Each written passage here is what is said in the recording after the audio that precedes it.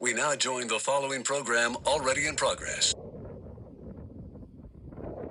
This was the story of a family that made a weekly video show, and the show was symbolized through these footprints in the sand, and for most of the time you could see 3 sets of footprints, but there were times where you would just see 1 set of footprints, and the daughters bitterly complained to their father, "Father, why did you forsake us? You left us during these crucial times during the show." And the father smiled and looked back at his daughters and said, my dear children, those were the times when I carried you. I carried the show. You did nothing. You were goofing off. And I finished the show. So, let this be a lesson to you.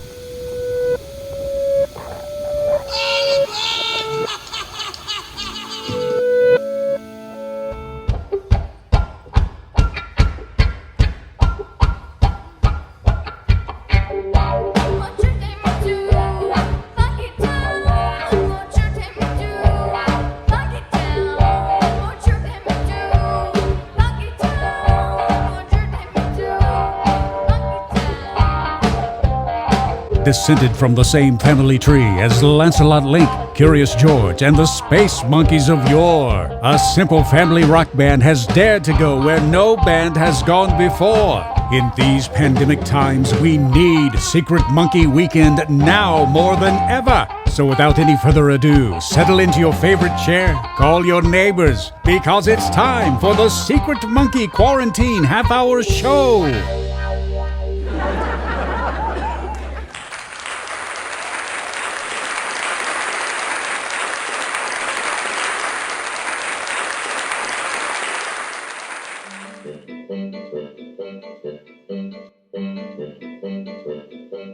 Raise your right paw, your right hoof, your right tentacle, whatever you might have.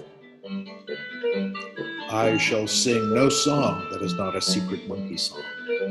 I shall make no record that is not a Secret Monkey record. I refuse to be known as anything but a Secret Monkey singer. I am proud to be associated with the Secret Monkey music. Secret Monkey music and Secret Monkey fans made me what I am today, and I shall not forget it.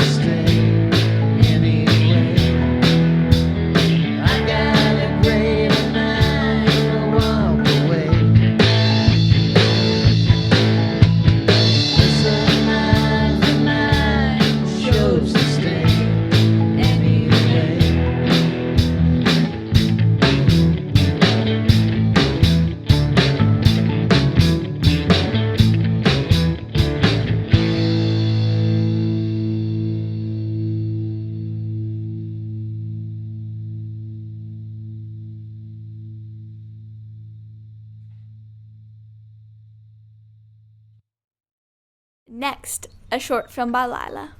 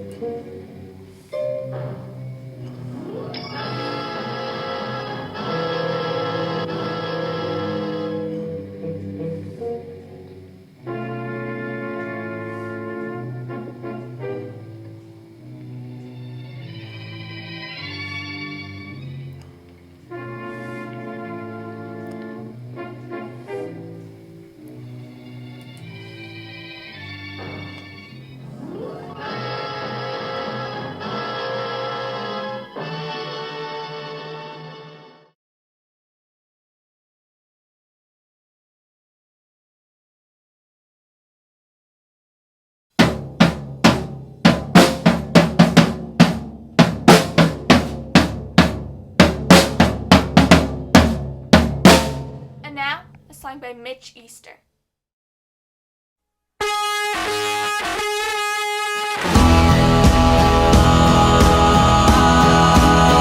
Just how many ways to gravitate in inner space, age flight? Sometimes we pretend to levitate like the laws of nature violate our rights. Hey you, what's with you? Uncertainty, principle proved. Pale in the sun, parched in the rain. Attention marauders, here's fair game.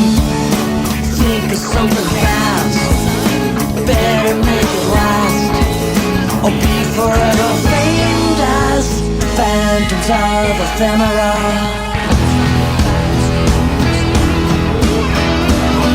If not actionable, cause threadbare.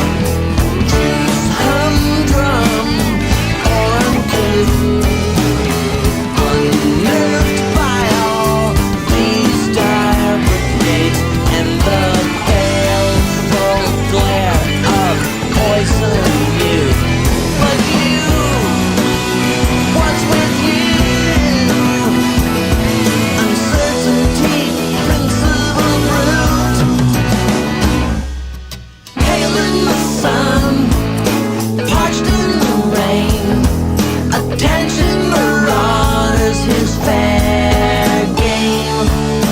Think of something fast, better make it last, or be forever famed as the phantoms of ephemera.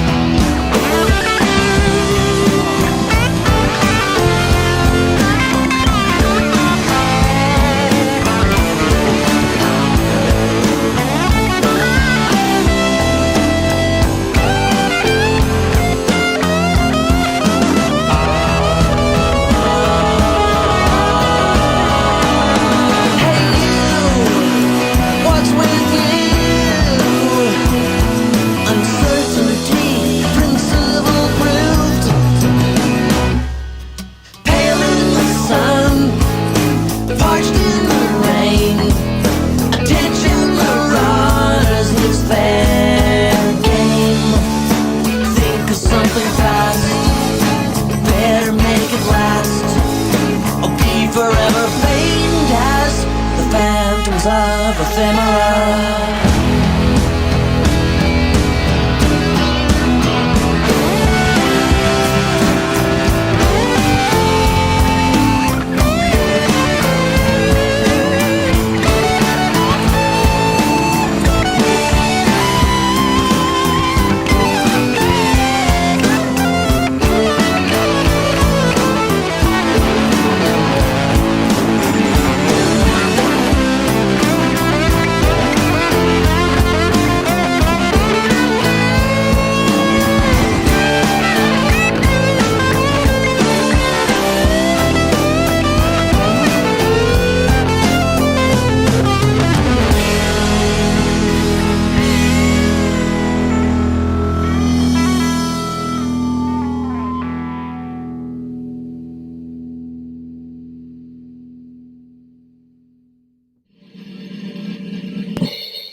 Our next guest is a record producer and recording artist and 2019 inductee into the North Carolina Music Hall of Fame. We'd like to welcome to the Secret Monkey Quarantine Half-Hour Show, Mitch Easter. Hey guys, thanks for having me.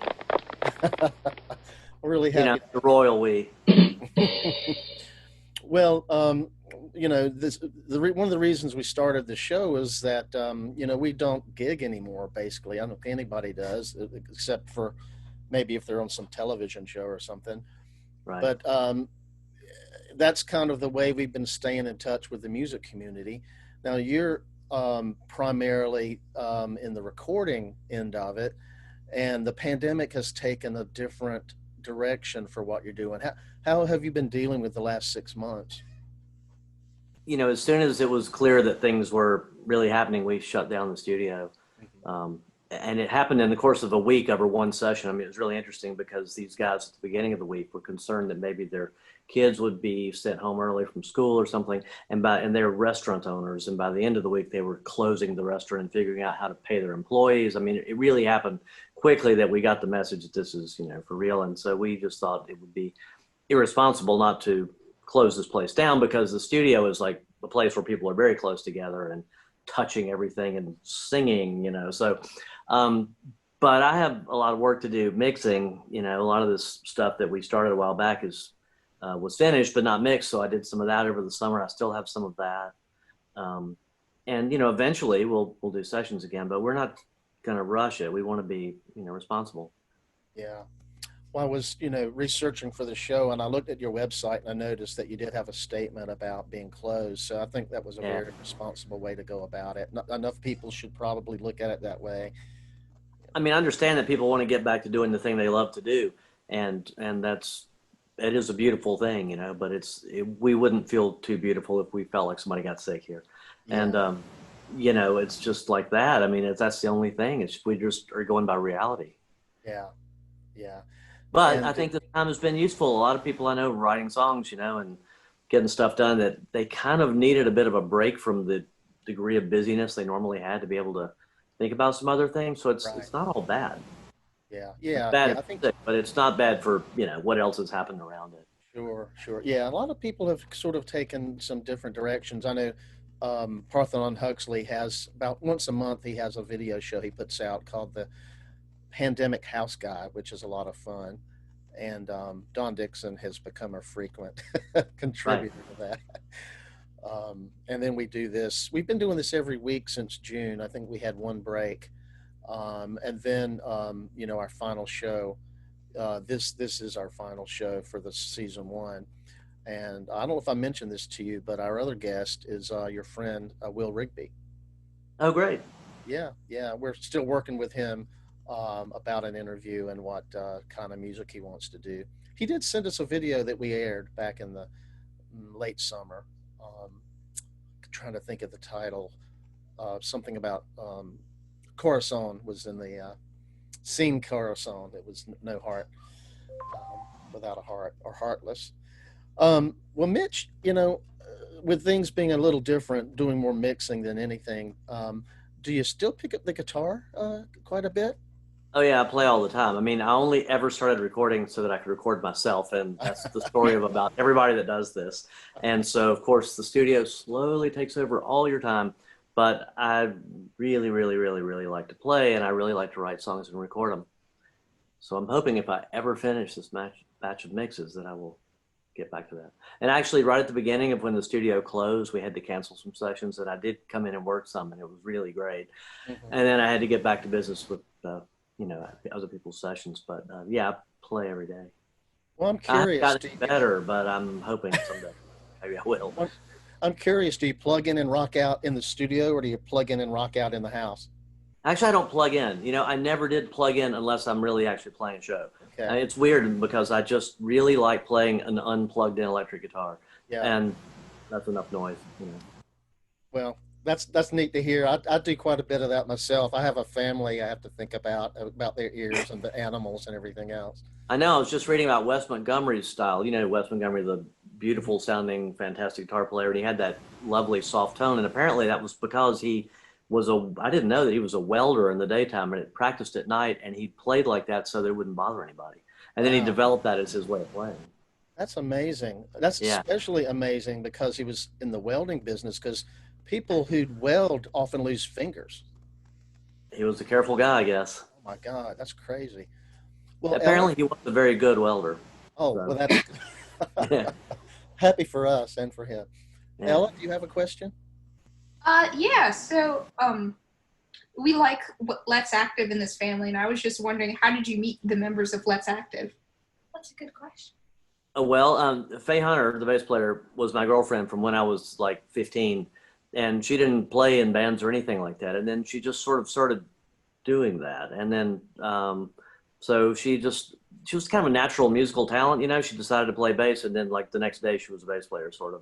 Wow. So there was that. But I didn't have a band going on at all. And all my friends were away in other bands. And I knew I had to kind of have a fresh start. So it's like, well, Faye and I should do something together.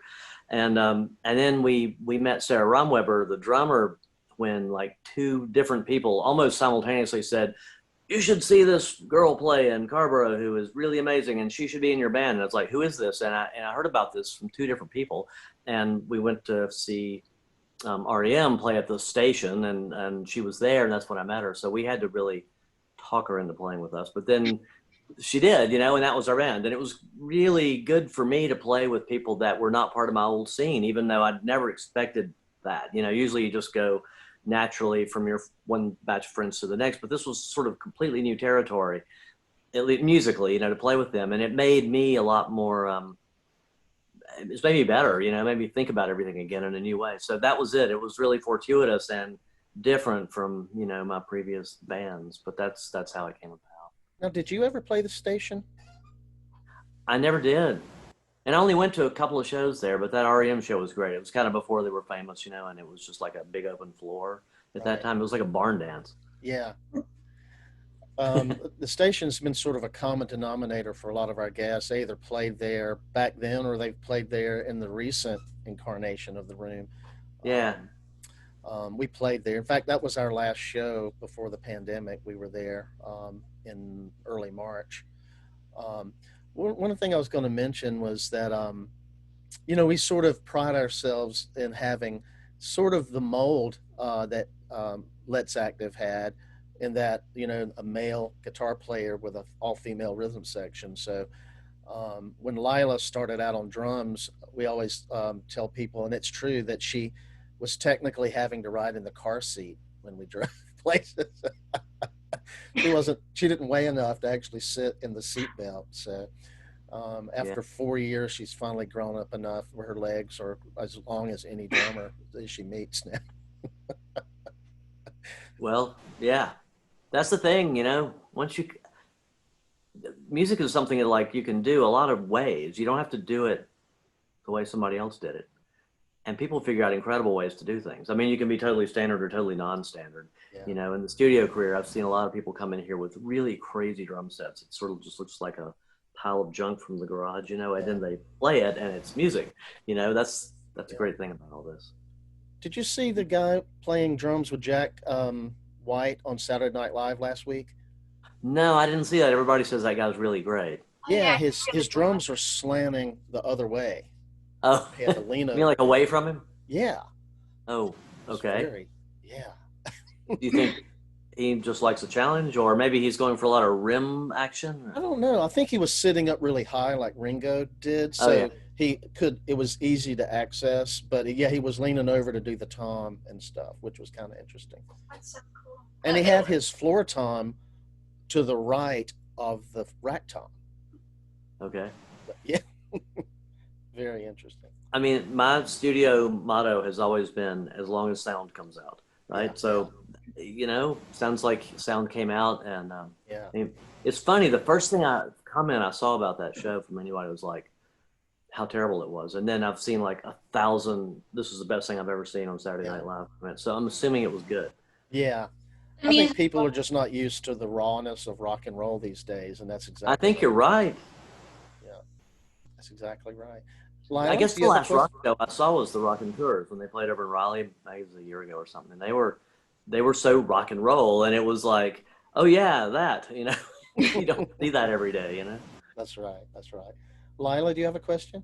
Well, I actually would like to mention that we actually do a Let's Active song. We do Every Word Means No, and we have a lot of fun with it.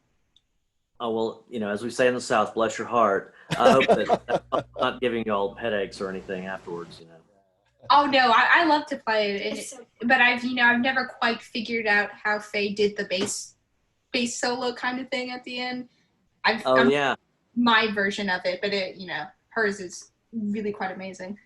Well, feel free though, because the thing is that was just a thing that happened, and that was the thing I always wanted to do. I wanted to write songs that were written, they were pretty well defined, but then within that, it was open, so the next take, if we had done another take of that, she would have done something different. So that's legit. The thing is, when you buy a record, you get used to the part and it sounds like it's the right part, Yeah. but it could be something else. So I someday hope to hear your version. Oh, thank you. We'll send you a link sometime so you can hear it. Oh, so have you recorded it? Well, we've done this thing where we have we have like 3 or 4 video cams in the house, which are really just iPhones, and we run it into my computer. But I run the audio from the PA into GarageBand, so some of our rehearsals sound pretty good. Yeah. It's getting better anyway. Getting better all the time. So I have a question for you. I've noticed that you've sold a couple of guitars lately, but I assume that's so you can buy other ones. Yeah, exactly. Yeah. Oh, you were asking me, have I sold any? Yeah, and I'm assuming that you're going to replace them, though. I mean, we always do this with the idea that we're going to thin the herd. That's but right. We don't do that, really. Absolutely. Well, We I just made them. changed them. I wouldn't say the mistake, but I kind of got ahead of myself and ordered the guitar I want. See? Good move. Yeah. Can it But be I revealed did. what that is? What's that? Can it be revealed what that is? It's sort of the newer version of a Gretsch Nashville. Okay. It's called a 6220, Hmm. 6620, except it has a tortoise pickguard instead of a gold one.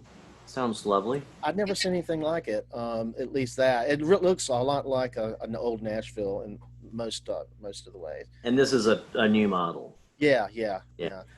I guess for $500 more, I could have gone to a model that everybody knows, but this one just had an interesting look to it, and I decided to go for it. Distinctiveness is always a plus. Yeah, I did actually go to Heyday, and I did sell a Jazzmaster to help finance it. Oh, yeah, that was a nice looking guitar. Yeah, it might be there still. We're going there to visit Jeffrey Dean Foster tomorrow. Yeah, so what is that? They're doing a show that's just a video shoot? Yeah, it's a video shoot, and he wants them to be the band, so I'm just going to sit there and wear the mask and be the dad. Cool. Watch. Yeah, I look forward to that. Yeah. Well, yeah, I'm interested to see. He's got some really interesting ideas of the style and how it should look, so it'll be fun to see how that plays out. Cool. Yeah.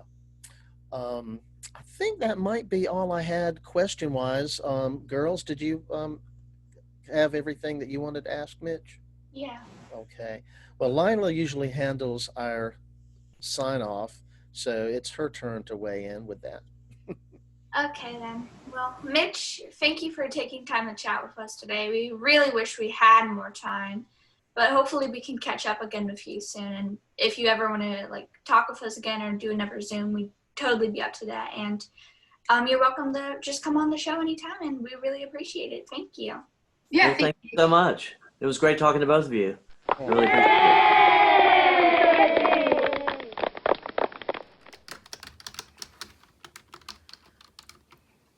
And now, a song by Will Rigby. Right back. I'm never gonna write back.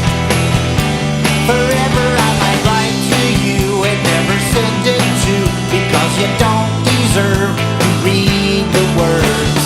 In a flash, my heart went out and got smashed. You told me that I wrote with dash. Now my hopes have crashed and my email cache is trash. Right back.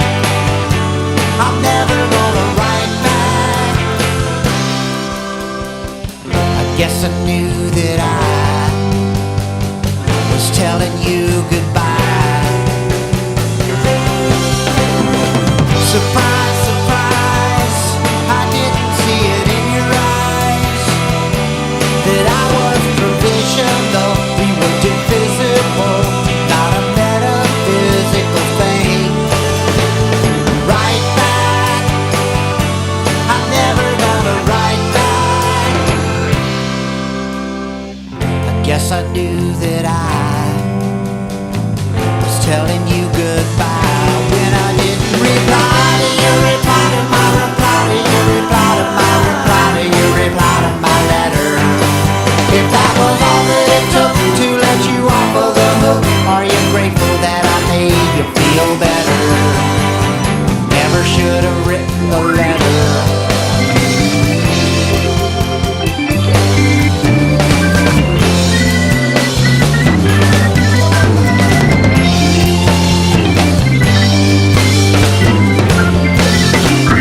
Right back where I started on the wrong track. How could I have seen before laughing on your porch? I would have to carry a torch. Guess what? Now you know how tough I'm not. I didn't want to lose so soon. Do you remember the moon that we found among the clouds? Right back. I'm never gonna write back. Guess I knew that I should have known that I was telling you goodbye when I didn't reply to your reply to my reply to your reply to my reply to your reply to my letter. If that was all that it took to let you off of the hook, aren't you grateful that I made you feel better? Never should have written that letter. Wish I never mailed the letter. I'll never reply to your reply to my reply to your reply to my reply to your reply to my letter. Never reply to your reply to my reply to your reply to my reply to your reply to my letter. Never reply to your reply to my reply to your reply to my reply to your reply to my letter. Never reply to your reply to my reply to your reply to my reply to your reply to my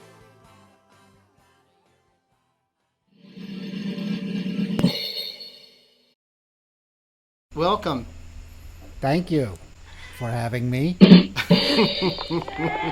Well, this is the first time we've done an interview on the porch, and I think I like it. It involves more microphones and cameras, but I think that... Very impressive array. well, Will, we met you as a family, about 4 years ago when you were playing Kinks songs with us in the Kinks band? Oh, yeah. And, of course, that means Lila was 9, Ella was 13. Yeah. And, so we became friends. And then over time, we started Secret Monkey Weekend just about the same time. And so basically, the most recent thing was the collaboration that we did. It sort of led to a collaboration of a song. Will you tell us a little bit about how that song came about? Oh, yeah. I don't really know how I got started on that. I was wanting to write a song for Secret Monkey Weekend, and I started some gibberish. Got a lot of nada type of things, and it just grew out of that. Yeah. And I couldn't really finish it, so I just gave it to y'all and let you finish it. Well, we're glad you did, and it was one of those things where I think at some point after we finished it, you came back and said, "Where's the second verse?"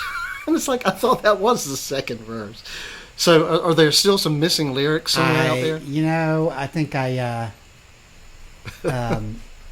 I think I misremembered. Okay. How much I had written. Okay. Which was not a whole lot. Okay.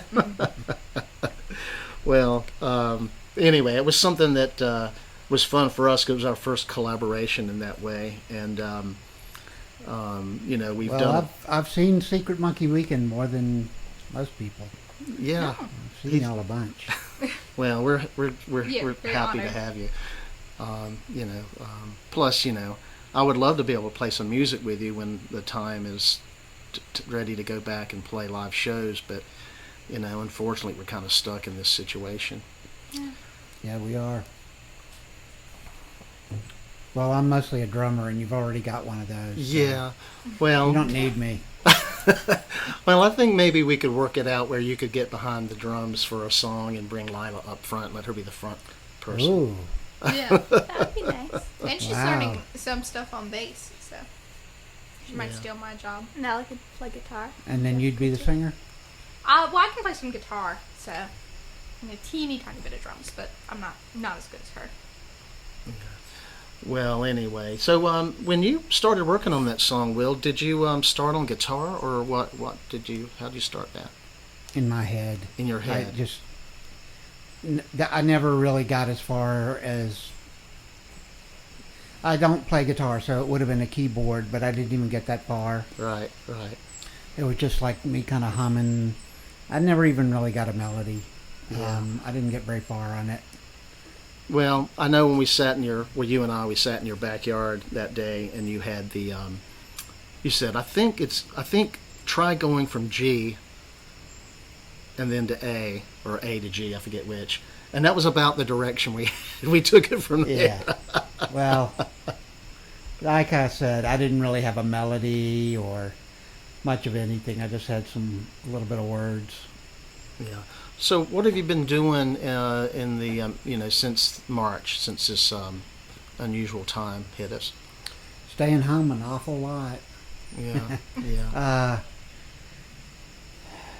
I wouldn't say I've been going to the grocery store a whole lot less, but pretty much in nowhere else.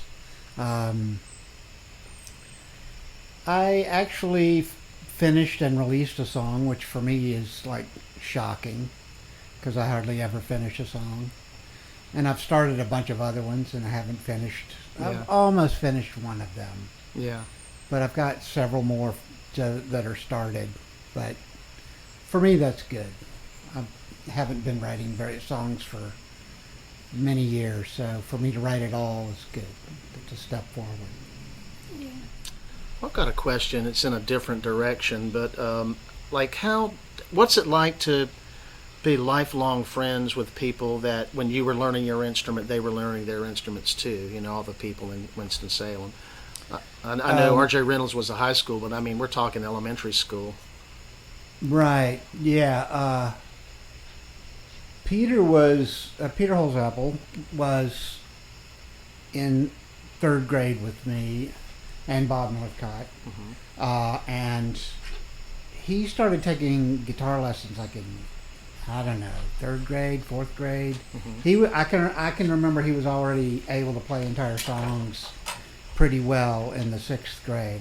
I remember him being fairly at ease on a guitar by then already. Yeah. So he was way ahead of me.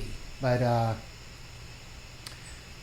as far as what it was like to have friends that long. I think it's pretty unusual, and among people that I know, not many have had friends since they were that young. But you know, what's it like not to? I don't know.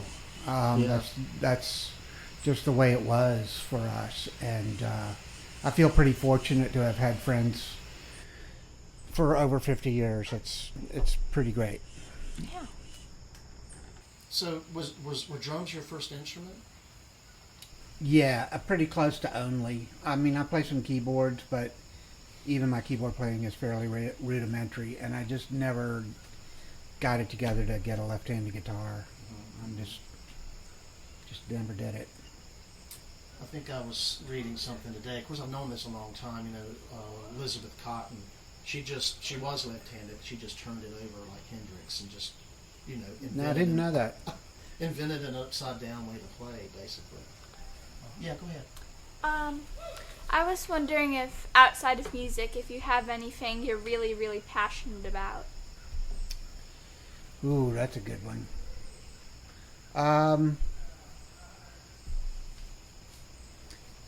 Well, I am a bit of a collector of stuff, and most of it's like records and CDs and stuff, but I also collect postcards. Well, I used to collect maps. I used to have a very large map collection. I had to get rid of a lot of that when I moved, but I've started collecting them again. And let's see, I have a collection of match packs. I would just say like the collecting bug is just something you're kind of born with. Yeah. So I have a lot of little collections of stuff. I have a collection of stuff from Holiday Inn. My prize collection is like a fly swatter with the Holiday Inn logo on it. But like, you know, cups and towels and pens and all that stuff. But several years ago, Holiday Inn came out with a book called About the Towels We Forgive You, talking about people that had taken stuff from their Holiday Inn rooms over the years and years and collected them. And I have to admit, I'm going to admit it on camera right now. I took one of those books from the Holiday Inn. And I'm in it because they somehow I found out that they were making the book and they were soliciting people's recollections, and I sent one in, and it's in the book. Wow. So I figured I gotta should have read it. this. Well, it's not much to read, but anyway, that's a book that I'm in. Wow. I don't know if this is a dumb question, but is it illegal to take things from hotel rooms? Well, now it's a lot easier for them to like have like a computer list of what's in there, and if you know, if you take the bedspread, they'll know it's missing, and they'll just charge your credit card. Yeah. But back in like the earlier days, Oh my goodness! Let's just set it back up. I think it'll still work. Yeah, that's the chickens. Yeah. So anyway.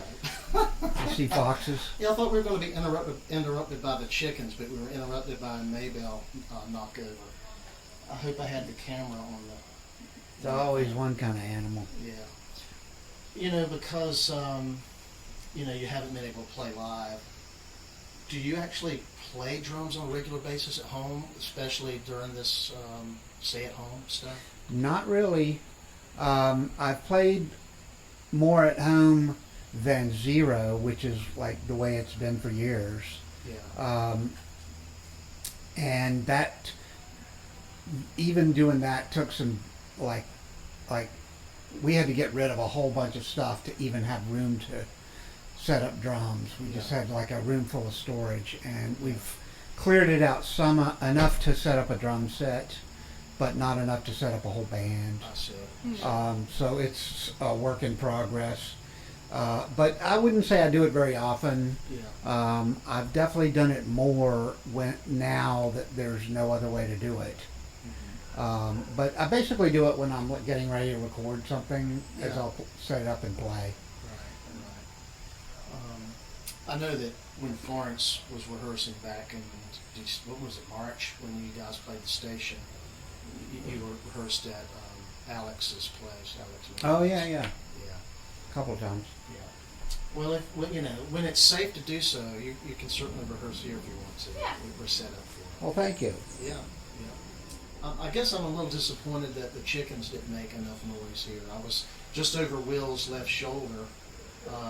Throw something at him. His right shoulder are some chickens, about five hens, right, Lila? Yeah, I took care of them. Will, tell us a little bit about the video clip you sent us. Okay, so the song is Right Back. It's recorded by the DBs. I wrote it. The record came out in 2012, so it's not new. But an old friend of mine made the video for it. Her name is Emily Hubley. Her sister, Georgia Hubley, is the drummer in Yola Tango.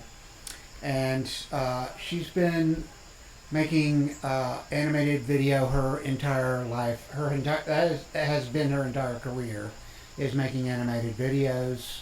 Her parents were animators. And her father, their father, Emily and Georgia's father, John Hubley, was an animator on, well, he worked for Disney pretty early. He worked on the first full-length one, Snow White, Yes, I think. Snow White. But he also quit pretty early. Over at Emily's house, they have a sign from back then, like a Disney union sign saying unfair to workers. I think it was dated 1935. Yeah. So he was like kind of too lefty to stay at Disney. But he also was one of the creators of Mr. Magoo, which was a pretty big comic starting in the 50s, cartoon. And then he did like some more artsy type of animations, which he won a couple of Oscars, but I don't really know what for. If they were for like the more commercial stuff or the more artsy stuff. There's a really great one with Dizzy Gillespie. That like it's about him recording, Dizzy Gillespie recording the music for an animated commercial. It's pretty funny. So I just wanted to give a shout out to Emily Hubley because she made this video for the DVs for my song. Yeah. So did you said Emily also did the video for Big Brown Eyes? Yes, she did a video for Big Brown Eyes, kind of as a surprise. She just presented it to us as a finished product. Yeah. Didn't even tell us she was doing it. Right. Back in 1981. It might have been 1982. I can't really remember. But that was just about the first cartoon she ever did. It was, she wasn't very far out of college then. Right. Okay. Well, Will, thank you for being with us today. Thank you for having me. Yeah. Secret Monkey Weekend. Yeah, well, we consider you a wonderful friend, and it's just nice to have you on our porch. Thanks for having me. Well, Yeah. it's a pleasure. Thank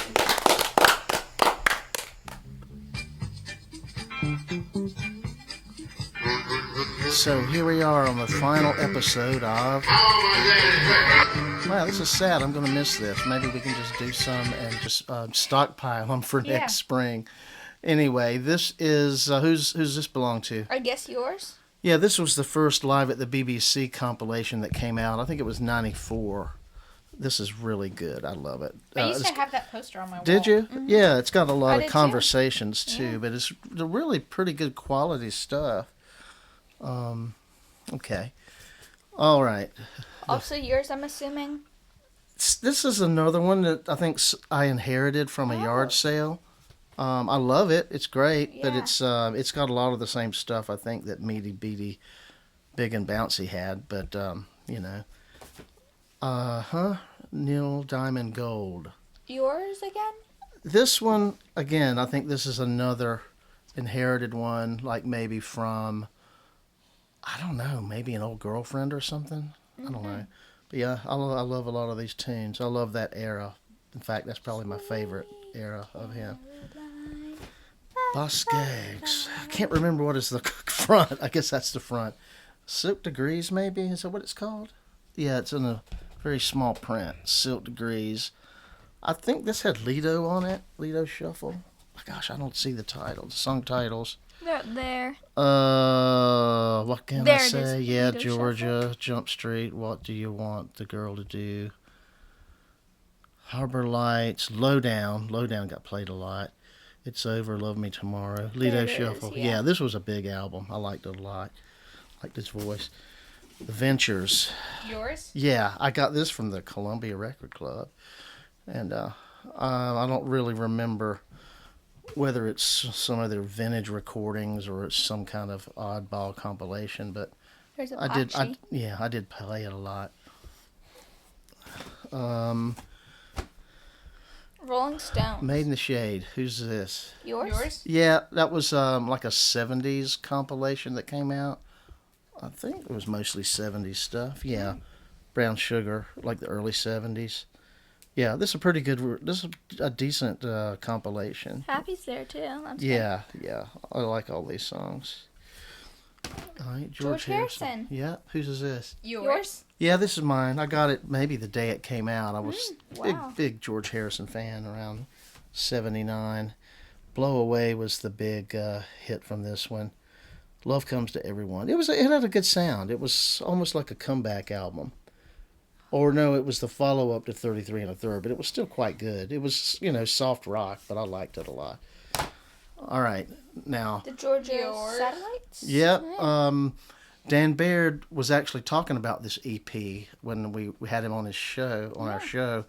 And I think he said the Keep Your Hands to Yourself was the same recording. It was just a different mix that made it onto the big, I don't know what them, Elektra. I forgot what label they were on. But yeah, this was great. And of course, I used to see Dan with the Woodpeckers, and most of these songs he brought with him to play with the Woodpeckers. This was just so cool to see this when it came out. All right, Squeeze. Yours. Yep, I think I got this one not long from the day it came out. I think I got this one and the DB's second album maybe the same day. I can't remember. Was it DB's first album or DB's second album?